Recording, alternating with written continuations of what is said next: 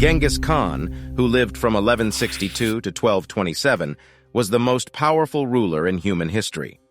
His armies made the Mongol Empire, which was the biggest land empire the world had ever seen. When he wasn't conquering countries all over Asia, he hung out with women. He had 6 wives and about 500 other women who were not his wives.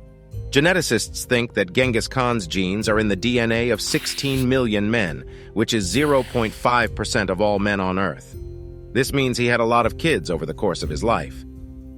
Genghis and his Y chromosome.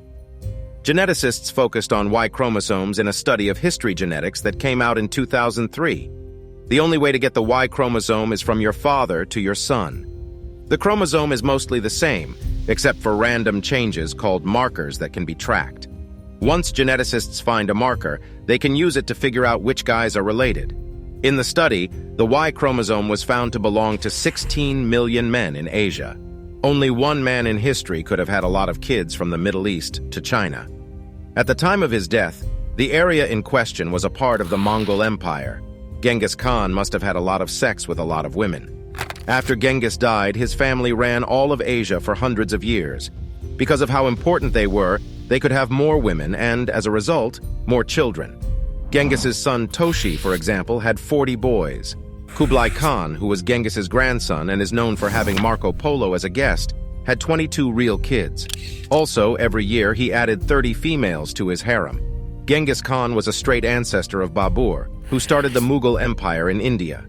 He was married to 6 women and had 18 children. Genghis had so much power and rank that he was like a god.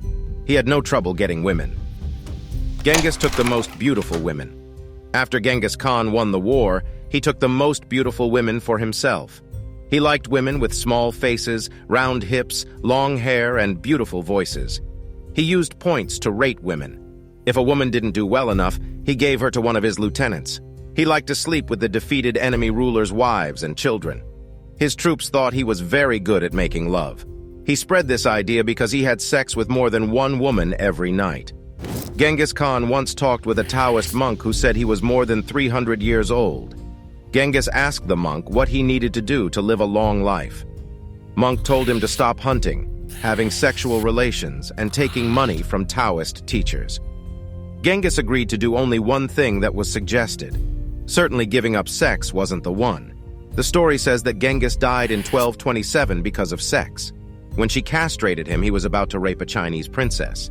Most likely, the story is not true. Did Genghis die because of castration?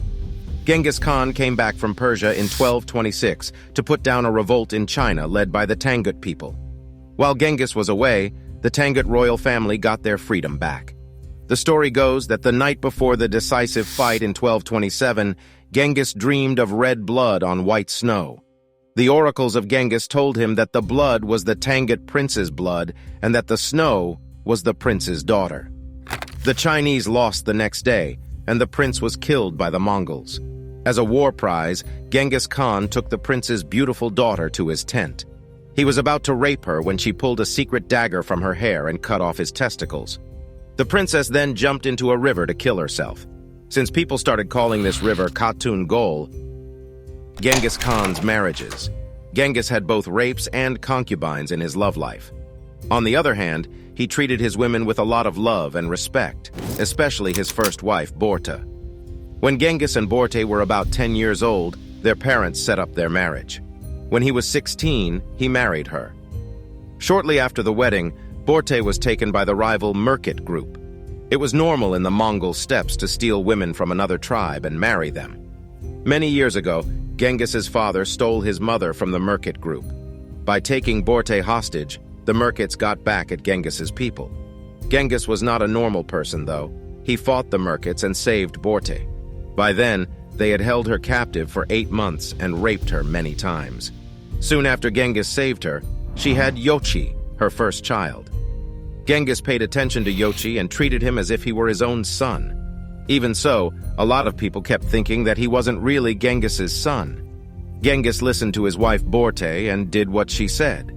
Mongol men listened to their wives because they thought that having a smart wife kept them from making bad choices in life. Borte became the Mongol Empire's Grand Empress. Genghis's real children were only his kids by Borte. If you could afford it, you could have more than one wife in Mongol society. Genghis was definitely in the group of wealthy guys. He married 6 people. He loved his second wife, Kulan, a lot. She went with him on many of his military missions. After killing their father in battle, he also married 2 Tartar women. Each wife and her children lived in a separate tent. Each queen ruled her own court and area. The most powerful of Genghis's women was his first wife, Borte. Genghis Khan's life is full of great things. In the 1300s, his forces killed about 40 million people, or 10% of the world's population. His Mongol Empire covered almost a quarter of the Earth's surface and was the biggest land empire in history. He has 16 million male offspring. We could keep going with the list of great things about him, but the real question is, do we need to judge his achievements? If we tell others what we think, will this make them more likely or less likely to try to do what he did? We hope you liked this video. Subscribe to the channel if you're a history addict, and please let us know about civilization or time period we should talk about. Also watch another video here.